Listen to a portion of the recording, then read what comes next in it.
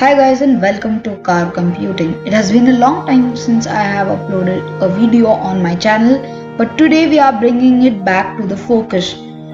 SUVs have been the dominating player in the Indian market for days, and the sedan market has been depleting every now and then. In fact, sedans are losing all their popularity. Hence, to revive that, Skoda have launched the all-new fourth generation Octavia 6 months ago in the Indian market.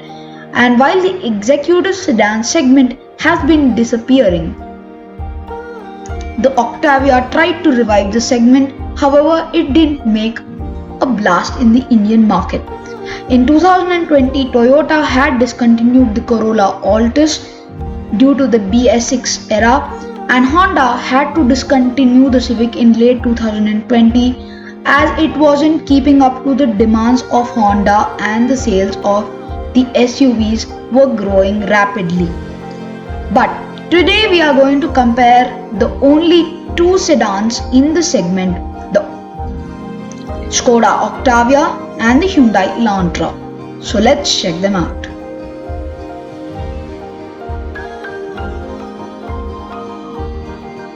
Starting off with the Skoda Octavia, the Skoda Octavia has been there in the Indian market for more than 20 years, and it shows in terms of the design. The design looks phenomenal from the outside.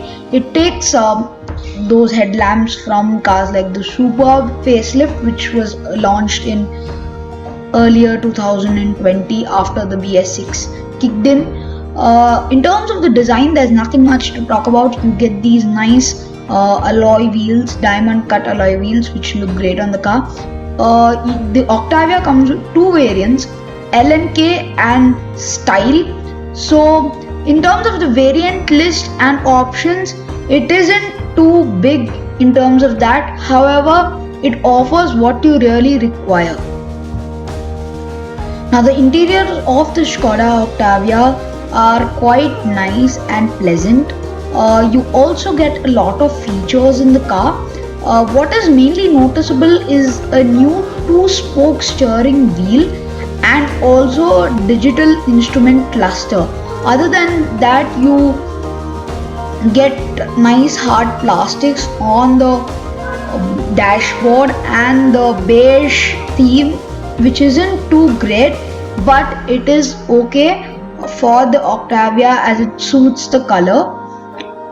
Now it also misses out on few features like ventilated seats, a sunroof which was there in the earlier car, and I think so Skoda should have implemented a sunroof at this price point at least. What's more interesting is the gear lever. It's like a stick shift gear lever where you use your hand to operate the gear. So that looks cool. Along with that, you also get other features like 10.25-inch touchscreen, which is quite new to the table, and we have also seen it on the Skoda Kushaq. And also you get paddle shifters behind the steering wheel to take manual control. Talking about the engine options available on the new Skoda Octavia, you get a single petrol option, which is a 2-liter turbocharged petrol unit pushing out 190 PS of power and 320 Nm of torque, and it is coupled with a quick shifting 7-speed DSG direct shift gearbox on offer. Now the gearbox responds well to the throttle inputs of the engine. You can also take manual control via paddle shifters.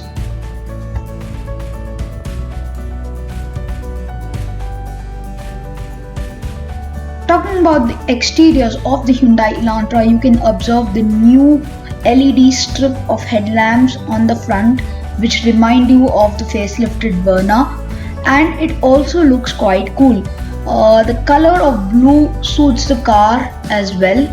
And you also get alloy wheels, but remember these are not diamond cut alloy wheels, and these are 16 inches is what I think so. It might be 16 or 17 inches. Again, you get the nice chrome handles unlike the Octavia. which does not get chrome handles. That too, it looks nice on the Elantra. So overall, in terms of the design, you can't fault the Elantra, but the Octavia is also well proportionate too. On the inside of the Hyundai Elantra, much hasn't changed except for the steering layout. Now this steering is widely used in the other parts of the continent. For example, Europe uses this type of steering on different Hyundai cars. So that has been used on the Elantra. But the touchscreen remains the same 7-inch touchscreen which was used on the pre-facelift model as well. You also get more sportier dials on the virtual cockpit. Again, this is not a digital dial system. It's a regular analog dials, but it has that sense of smoothness because it gives you the sports dials on the analog dials as well. So along with that, you get ventilated seats on the Elantra.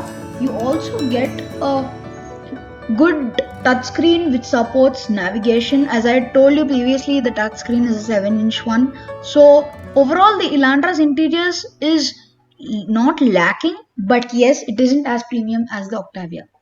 Now talking about the engine specifications of the Hyundai Elantra, you get two engines, a petrol and a diesel. You get a 2-liter 4-cylinder naturally aspirated petrol, which makes 152 horsepower and 192 Newton meters of torque. The other engine which is available on offer is a 1.5-liter CRDI common rail direct injection diesel, which is making about 115 horsepower and 250 Newton meters of torque. Now both these engines come with a 6-speed manual or a 6-speed torque converter automatic transmission. Now the 2-liter naturally aspirated engine is used on cars like the Alcazar and the Tucson, whereas the 1.5-liter diesel is used in higher and lower states of tune in many Hyundai and Kia vehicles like the Seltos, the Sonet, the Verna, the i20 and even the Creta. Now coming on to the verdict part of the show. Now the Skoda Octavia is a well-loaded car and it is loaded with features. It also gets a powerful engine and a quick shifting gearbox. The Hyundai Elantra on the other hand offers great practicality along with value for money, and it also offers the ease of ownership along with interiors which are able to deal with on a day-to-day basis. But it's the Skoda Octavia that has the edge over the Hyundai Elantra in every aspect, and its price is higher compared to the Elantra. Of course, it makes it expensive, but it is worth the money, which makes the Skoda Octavia the clear winner in this test. But you can't ignore the Elantra as well. I hope you enjoyed this video. If you did, please give it a like. Do share it with your friends and family. Don't forget to subscribe to this channel and press the bell icon to be notified whenever we upload a new video. Thank you so much for watching.